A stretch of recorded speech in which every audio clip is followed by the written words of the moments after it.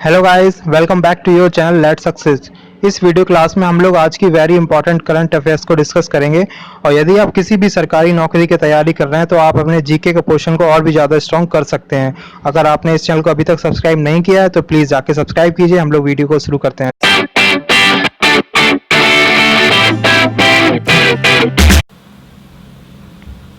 आज का पहला क्वेश्चन हमारा, विश्व मौसम विज्ञान संगठन के आंकड़ों के अनुसार अगले 5 वर्षों में वैश्विक तापमान कितने डिग्री सेल्सियस बढ़ सकता है। ठीक है, तो यहाँ पर विश्व मौसम विभाग की तरफ से इन्होंने एक प्रेडिक्शन किया है कि अगले 5 सालों में कितने ज़्यादा तापमान में वृद्धि हो सकती है। तो इनका जो अंदाज़ा है वो है 1.5% की यहाँ पर टेम्परेचर में वृद्धि हो सकती है अगले 5 सालों में। और ये क्यों होगा, क्योंकि यहाँ दिन प्रतिदिन बहुत सारा इन्वायरमेंट में पॉल्यूशन होता चला जा रहा है। ठीक है, उसके बिहाफ में ये सब चीज़ें इन्होंने नोटिस किया है कि अगले 5 सालों में टेम्परेचर और ज़्यादा बढ़ जाएगा। ठीक है, तो यहाँ पर विश्व मौसम विभाग के बारे में जान लेते हैं। विश्व मौसम विभाग का जो हेडक्वार्टर है वो है जिनेवा, स्विट्ज़रलैंड में। और इस संगठन का जो गठन हुआ था वो हुआ था 23 मार्च 1950 को। ठीक है, तो ये थे इसके थोड़े से फैक्ट्स तो आपको पता होने चाहिए विश्व मौसम विभाग के बारे में।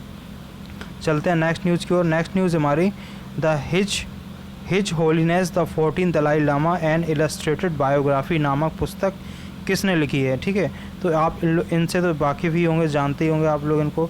ये तिब्बत के बहुत ही बड़े स्पिरिचुअल लीडर है, वहाँ के दलाई लामा के नाम से जाना जाता है, जो अभी हाल ही में 85 ईयर्स के हो चुके हैं। तो इनके जीवन पर आधारित एक पुस्तक लिखी गई है। ठीक है, जिसमें इनके जीवन के बारे में बताया गया है कि इन्होंने कैसे अपना जीवन व्यतीत किया, किस तरीके का इनका स्वभाव है और किस तरीके की स्पिरिचुअल बातें करते हैं। ठीक है, लोगों को। और मैं आपको बताऊं, इनको शांति पुरस्कार से भी नवाजा जा चुका है। इनको नोबेल पुरस्कार मिल चुका है पीस के फील्ड में, शांति के क्षेत्र में। ठीक है, तो और अब तो ये आपको राइट आंसर बताना है कि इनकी ये बायोग्राफी किसने लिखी है। तो जाहिर है कि जिसने भी इनकी बायोग्राफी लिखी होगी वो इनके बहुत ही करीबी होगा। तो right answer is the third, Tenzing गे तेथोंग। ये हैं जिन्होंने इनकी बायोग्राफी लिखी है दलाई लामा की। ये लगभग 40 वर्षों से दलाई लामा के साथ में रह रहे हैं और उनके, आप लोग कह सकते हैं एक तरीके से उनके लीगल एडवाइज़र हैं, या फिर हर चीज़ में उनके साथ रहते हैं और हर चीज़ें एक दूसरे के साथ साझा करते हैं। ठीक है, उनके एक तरीके से सलाहकार हैं, बहुत नज़दीकी है। ये इनका नाम है तेनजिंग गे तेथोंग। ये दलाई लामा के बारे में लगभग सब कुछ जानते हैं, क्योंकि इनके साथ बहुत नज़दीकी रिश्ते हैं इनके। तो अब हम लोग चलते हैं अगले न्यूज़ की ओर। अगली न्यूज़ हमारी इम्पॉर्टेंट न्यूज़ है, अमेरिकी नौसेना में पहली अश्वेत महिला पायलट कौन बनी है। तो यहाँ पर एक इतिहास सा रच गया है, क्योंकि ये लगभग 100 सालों से ऊपर 100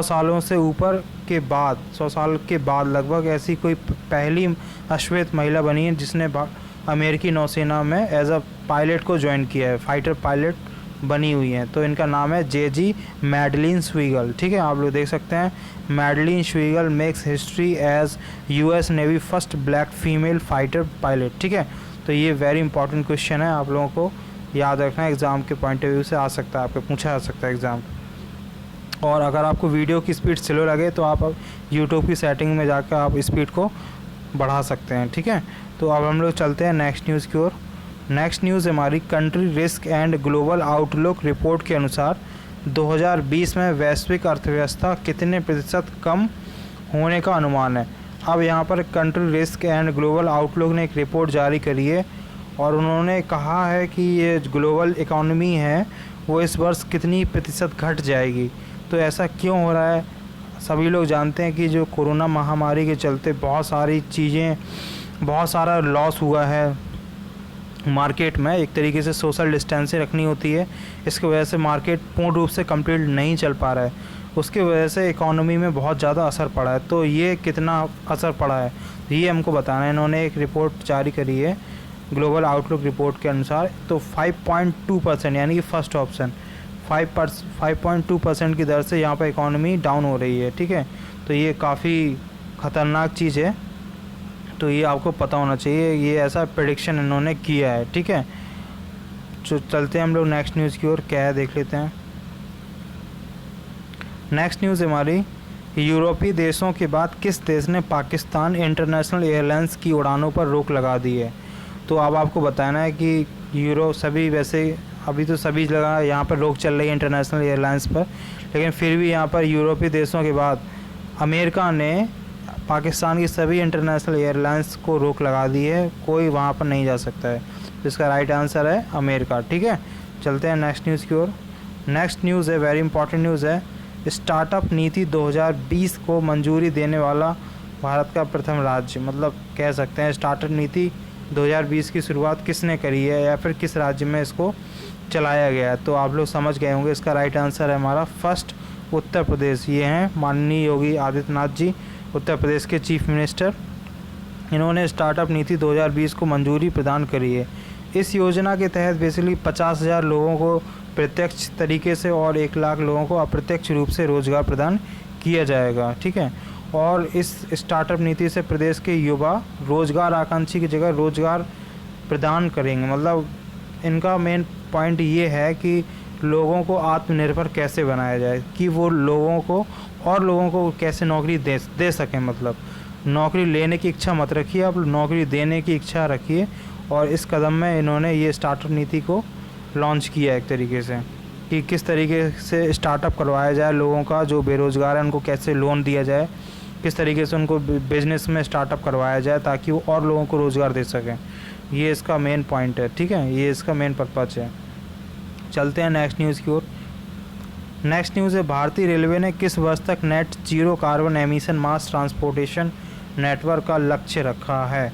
तो आपको बताना है, ये हैं पीयूष गोयल, रेलवे मिनिस्टर हैं भारत सरकार के पीयूष गोयल। ठीक है, तो इन्होंने अभी हाल ही में ऐलान किया है कि फर्स्ट ऑप्शन है इसका 2030 तक भारतीय रेलवे पूर्ण रूप से नेट जीरो कार्बन एमिशन को रोक देगा। ठीक है, जितना भी कार्बन एमिशन हो रहा है तो इसको 2030 तक बिल्कुल कंट्रोल में लेके आ जाएगा। अभी भी जितना ज़्यादा जो कार्बन प्रोडक्शन हो रहा है, मतलब जो अभी जो इंजन चल रहे हैं कोयले वाले, और बहुत सारे कारखाने हैं, बहुत सारे संयंत्र हैं, मशीन है जो कि कोयले का यूज होता है, इनसे बहुत सारी कोल गैस निकलती है। ठीक है, जिससे एनवायरनमेंट हमारा हार्म होता है, उसको एक तरीके से यहाँ पर बिल्कुल ख़त्म करने की कोशिश की जा रही है। तो ये 2030 तक कम्प्लीटली एकदम ज़ीरो कर दिया जाएगा 2030 तक, ये पीयूष गोयल जी ने कहा है, रेलवे मिनिस्टर ने। ठीक है, तो ये इम्पॉर्टेंट हो जाता है, आप लोगों से एग्ज़ाम में पूछा जा सकता है इसके बारे में। और इसमें एक चीज़ और होगी, जब इसमें जो पुराने संयंत्र होंगे, जब ये सरकार उन पर पुराने संयंत्रों को हटाएगी तो फिर क्या होगा कि नए संयंत्रों की मांग बढ़ जाएगी। मतलब जो नए मशीनरी का यूज किया जाएगा जिनमें मतलब कोई एमिशन नहीं होता एक तरीके से। ठीक है, तो उसके जब ऐसा कुछ करेगी गवर्नमेंट तो उसमें क्या होगा, फिर निवेश भी लगाया जाएगा, मतलब उसमें बहुत सारे निवेश चक्र होगा, लोगों को रोज़गार भी मिलने की आशंका है। तो इन सब चीज़ों को ध्यान में रखते हुए सारे प्रोजेक्ट पे काम किया जा रहा है। ठीक है, तो चलते हैं नेक्स्ट न्यूज़ की ओर। नेक्स्ट न्यूज़ हमारी, भारत की सहायता से किस देश में श्री सप्तमी गुरुकुल संस्कृत विद्यालय निर्मित किया गया है? ठीक है, तो भारत ने हेल्प करी है अपने पड़ोसी देश को, उसका नाम बताना है आपको कि किस देश में श्री सप्तमी गुरुकुल संस्कृत विद्यालय के नाम से एक विद्यालय खोला गया है, जिसमें कि वैदिक और सांस्कृतिक तरीके से पढ़ाई की जाएगी। जैसे पहले हुआ करती थी, लोग आश्रम में जाते थे और संस्कृत सीखते थे, वहाँ पर बहुत सारी विद्या को ग्रहण करते थे गुरुओं के द्वारा।